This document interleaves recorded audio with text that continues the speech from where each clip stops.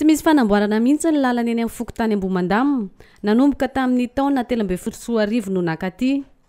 Raha ny fanazavan'ny fokotany dia ireo mponina ihany no manao tsipaipaika na ahafahana nanatsara ity lalana ity hatamin'ny taona 2014 iny. Simba nefa izany noho ny avaninandro fahavaratra lasa teo. Mbola tsisy fanamboarana mihitsy nahatram'izay. Any mamezaka ihany zany ny tena amin'ny fanetana lavoaka mboatra ny lalana mamitsy paipaika toa mivoaka zany zay nanamboarana eny fa mbola tsisy namboarana mihitsy lalana teto tamina zay hatramin'izay. Mponina miisa 2,713 no monina ao amin'ny fokotany Ambohimandamina izay mizara sektora 5.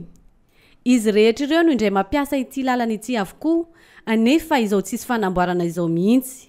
Nisy ny fametrahana jiro tao anatin'ny fokotany, avoatsy ela akory zay, izay mbola ny mponina trany no mividy ireo takamoa anazava azy ireo. Miantso ny tompon'andraikitra araka izany ireo komity pokotany mba hijery akaiky azy ireo.